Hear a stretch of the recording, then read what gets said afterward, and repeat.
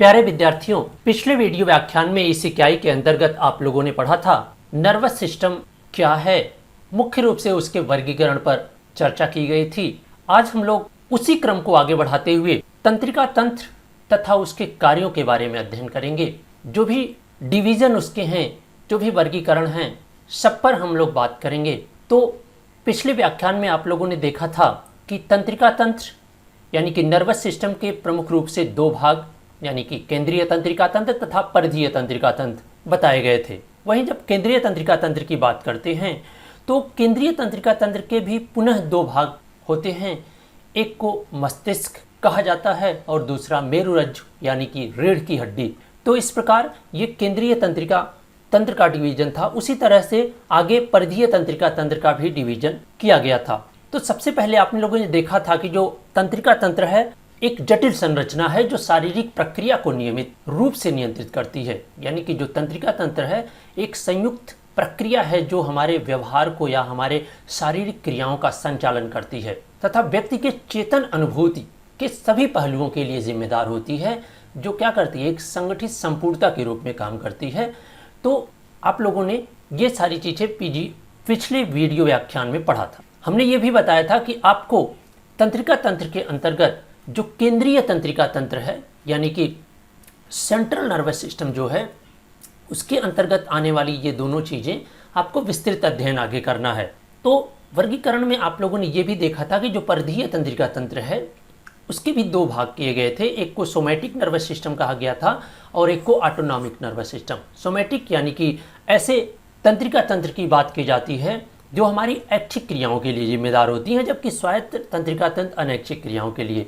उसमें भी आप लोगों ने देखा था कायिक तंत्रिका तंत्र में कपालीय तंत्रिकाएं और मेरुरज्जीय तंत्रिकाएं, दो तरह की तंत्रिकाएं में वर्गीकृत किया गया था। और वहीं ऑटोनॉमिक नर्वस सिस्टम को अनुकंपी तंत्रिका तंत्र और परानुकंपी तंत्रिका तंत्र के अंतर्गत वर्गीकृत किया गया था।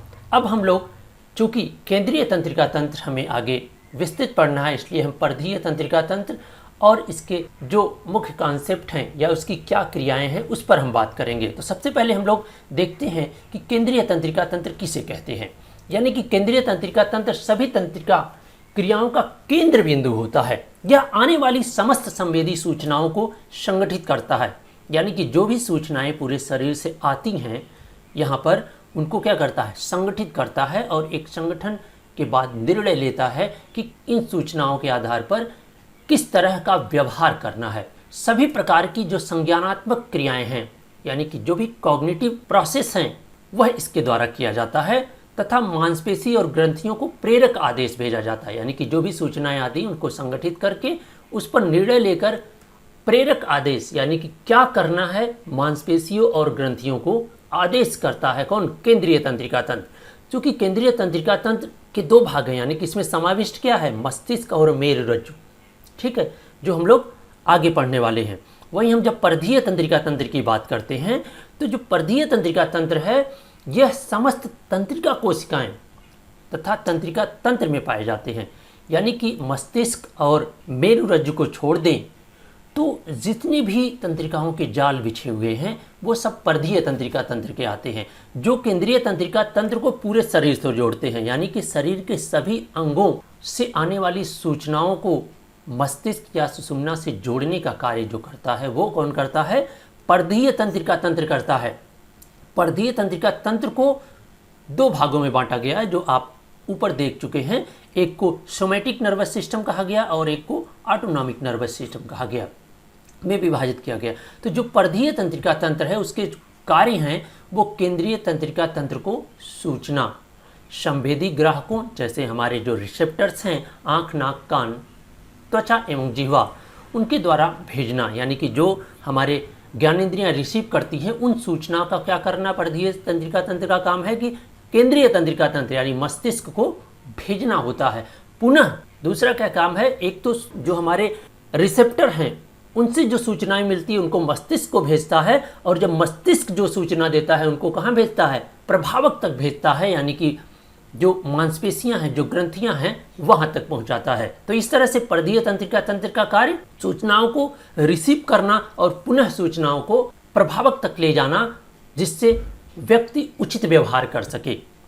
अब हम बात करें कि जो परधीय तंत्रिका तंत्र है, हमने बताया कि उसके दो भाग हैं। एक को कहा जाता है कायिक तंत्रिका तंत्र यानी कि सोमैटिक नर्वस सिस्टम, और दूसरे को कहा जाता है स्वायत्त तंत्रिका तंत्र। तो कायिक तंत्रिका तंत्र जो कि ऐच्छिक क्रियाओं के लिए जिम्मेदार होता है, इस तंत्र में दो प्रकार की तंत्रिका कोशिकाएं होती हैं, तंत्रिकाएं होती हैं, जिसमें कपालीय तंत्रिका और मेरुरज्जीय तंत्रिका, यानी कि जो ऐच्छिक क्रियाओं के लिए जिम्मेदार हैं सोमैटिक नर्वस सिस्टम, उसमें दो तरह की तंत्रिकाएं से पाए जाते हैं, समुच्चय पाए जाते हैं। एक तो कपालीय तंत्रिका यानी कि ऐसी तंत्रिकाएं जो डायरेक्ट मस्तिष्क से निकलती हैं, और दूसरी मेरुरज्जीय तंत्रिकाएं जो कि हमारी सुषुम्ना यानी कि रीढ़ की हड्डी से निकलती हैं।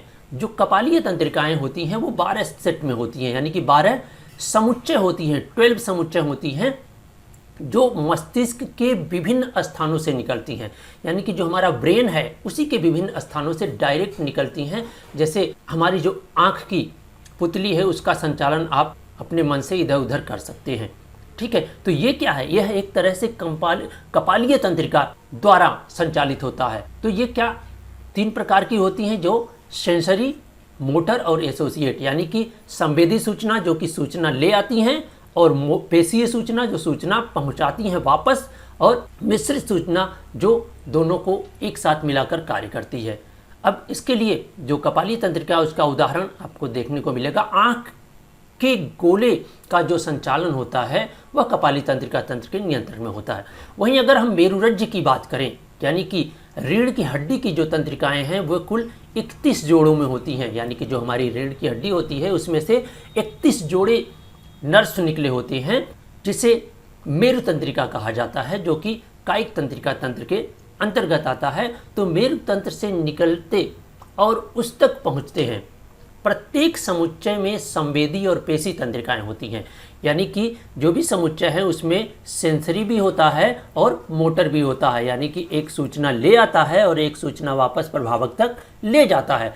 मेरु तंत्रिका जो तंत्रिका हैं उसके 2 कार्य हैं। आप देख सकते हैं कि इनके 2 कार्यों की बात की जा रही है। एक तो सूचना ले आना, यानी कि मेरु तंत्रिका के संवेदी तंतु शरीर के सभी भागों, सिर के हिस्से को छोड़कर, क्यों छोड़कर, क्योंकि वहाँ पर ऑलरेडी 12 समुच्चय हैं जो सूचनाएं ले जाते हैं, इसलिए शरीर के सभी अंगों यानी कि सिर को हिस्से को उन 12 जो सेट्स का काम है उनको छोड़कर संवेदी सूचना एकत्रित करना और मेरुरज्ज तक पहुँचाना, ठीक है।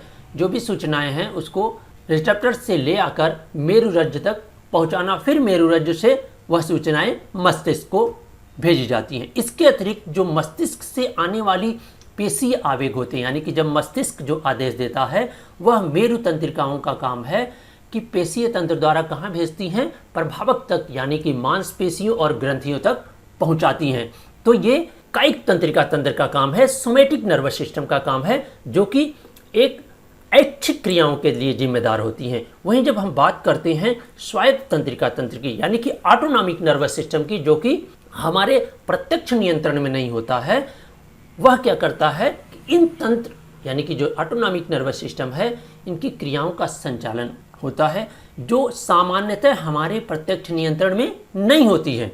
यह ऐसी आंतरिक प्रक्रिया के लिए जिम्मेदार होती हैं जैसे सांस लेना, रक्त संचार, लार स्राव, उदर संकुचन और सांवेगिक क्रियाएं।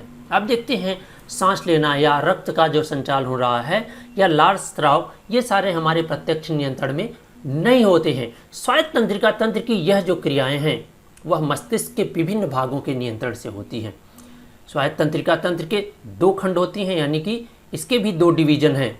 एक को कहते हैं अनुकंपी तंत्रिका तंत्र और दूसरे को कहते हैं परानुकंपी तंत्रिका तंत्र। दोनों के प्रभाव एक दूसरे के विपरीत होते हैं, फिर भी ये दोनों क्या एक साथ मिलकर काम करते हैं ताकि हम विषम परिस्थिति या किसी भी परिस्थिति में उचित व्यवहार कर सकें। तो आइए हम देखते हैं कि जो स्वायत्त तंत्रिका तंत्र, इसके 2 भाग हैं। एक को कहा जाता है अनुकंपी सिंपैथेटिक नर्वस सिस्टम और दूसरे को कहा जाता है पैरासिम्पैथेटिक नर्वस सिस्टम, यानी कि परानुकंपी तंत्रिका तंत्र। तो सबसे पहले हम देखते हैं कि जो अनुकंपी तंत्रिका तंत्र है वह क्या करता है कि सिंपैथेटिक नर्वस सिस्टम आपातकालीन स्थितियों को संभालने के कार्य करता है, यानी कि जब हम फ्लाइट और फाइट रिस्पांस करते हैं, जब प्रबल और त्वरित कार्यवाही यानी कि जल्दी और तुरंत कोई कार्य करना होता है तो उसके लिए क्या होता है, अनुकंपी तंत्रिका तंत्र सक्रिय होता है। जैसे संघर्ष तथा पलायन की स्थिति में, यानी फाइट और फ्लाइट रिस्पांस, यानी कि हम जब कभी ऐसी स्थिति आती है कि हम या तो लड़ जाते हैं या भाग जाते हैं, तो उस स्थिति में इसका कार्य होता है। इस आपातकाल में पाचन क्रिया रुक जाती है, यानी कि क्या होता है, जो पाचन क्रियाएं होती हैं इसके सक्रिय होने पर वो रुक जाती हैं। रक्त आंतरिक अंगों से में के अलावा कहाँ, मांसपेशियों की ओर दौड़ने लगता है। यानी कि आप देखते होंगे जो हमारे हाथ पैर होते हैं बहुत तेज़ी से काम करने लगते हैं, तथा श्वास गति यानी कि जो हमारी सांस होती है बहुत तेज ऑक्सीजन की आपूर्ति बढ़ जाती है, हृदय गति तेज हो जाती है, रक्त में शर्करा का स्तर बढ़ जाता है। यानी कि जब अनुकंपी तंत्रिका तंत्र सक्रिय होता है तो शरीर में यह सब बदलाव देखने को मिलते हैं। हम त्वरित कार्यवाही करने या प्रबल कार्यवाही करने के लिए तैयार हो जाते हैं। यानी कि कभी भी जब फ्लाइट और फाइट का रिस्पांस होता है तो उसका संचालन अनुकंपी तंत्रिका तंत्र द्वारा होता है। वहीं हम बात करें परानुकंपी तंत्रिका तंत्र, तो यह मुख्यतः ऊर्जा संरक्षण से संबंधित है। यानी कि जब अनुकंपी तंत्रिका तंत्र ऊर्जा समाप्त कर लेता है, बची हुई ऊर्जा या रक्त संचित या संचित की हुई ऊर्जा को समाप्त कर लेता है, तो परानुकंपी तंत्रिका तंत्र का काम होता है कि उन ऊर्जा का फिर से संचयन करे। यह शरीर के आंतरिक तंत्र को नियमित प्रक्रियाओं का संचालन करता है। जब आपातकालीन स्थिति समाप्त हो जाती है तब क्या होता है कि परानुकंपी जो खंड होता है वो कार्यभार अपना ले लेता है। यह अनुकंपी तंत्र की सक्रियता को कम करता है। यानी कि जब अनुकंपी तंत्रिका तंत्र सक्रिय रहता है तो उसको शांत करता है और व्यक्ति को शांत कर उसे सामान्य स्थिति में लाता। परिणाम क्या होता है कि शारीरिक क्रियाएं जैसे हृदय गति, श्वास गति और रक्त संचार सामान्य स्तर पर वापस आ जाता है। तो आइए हम अनुकंपी तथा परानुकंपी तंत्रिकाओं को और भी स्पष्ट करने के लिए इस चित्र का सहारा लेते हैं। आप देख सकते हैं कि एक तरफ परानुकंपी तंत्रिका तंत्र और दूसरी तरफ अनुकंपी तंत्रिका तंत्र दिया है। तो जो अनुकंपी तंत्रिका तंत्र है यानी कि सिंपैथेटिक नर्वस सिस्टम, आप देखेंगे कि क्या करता है, अश्रु ग्रंथियों को उद्दीप्त करता है और पुतलियों को फैलाता है, यहाँ आप देख सकते हैं। वहीं जो परानुकंपी तंत्रिका है पुतलियों का संकुचन करता है, अश्रु ग्रंथि को बाधित करता है, जो आंस ग्रंथि होती है उसको बाधित करता है और लार स्राव को बढ़ाता है। और ये क्या करता है, अनुकंपी तंत्रिका तंत्र लार स्राव को बाधित करता है, यानी लार स्राव को रोक देता है और पसीने में क्या होती है, वृद्धि हो जाती है, पसीने आने लगते हैं। वहीं जब सिंपैथेटिक नर्वस सिस्टम क्या करता है, हृदय गति को सामान्य करता है या धीमा करता है। जबकि जब सिंपैथेटिक नर्वस सिस्टम होता है अनुकंपी, तो ये क्या करता है, हृदय गति को बढ़ा देता है, हृदय गति तेज कर देता है। उसी तरह से आप देखेंगे कि यह पाचन क्रियाओं को का जो कार्य होता है वो तेज करता है, यानी कि पाचन क्रिया, जबकि सिंपैथेटिक में पाचन क्रिया पूरी तरह से क्या होता है, रुक जाती है। ठीक इस प्रकार आप देखेंगे कि दोनों के जो कार्य हैं वो एक दूसरे के विपरीत तो हैं, लेकिन यह दोनों क्या होता है, मिलकर कार्य करते हैं। तब हम किसी भी परिस्थिति में एक आदर्श व्यवहार करने में सफल हो पाते हैं। तो हमें उम्मीद है कि आपको नर्वस सिस्टम के सभी पार्ट्स अच्छे समझ में आया होगा, उसके कार्यों को आप भली भांति समझ लिए होंगे। उसके बाद भी अगर कोई प्रश्न हो तो आप कमेंट बॉक्स में पूछ सकते हैं, मैं अवश्य ही उसका आंसर दूंगा। तो मिलते हैं अगले वीडियो में, जिसमें आपको पढ़ना है केंद्रीय तंत्रिका तंत्र क्या है, उसके कौन कौन से पार्ट्स हैं। आपका यह वीडियो व्याख्यान अंत तक देखने के लिए बहुत बहुत धन्यवाद।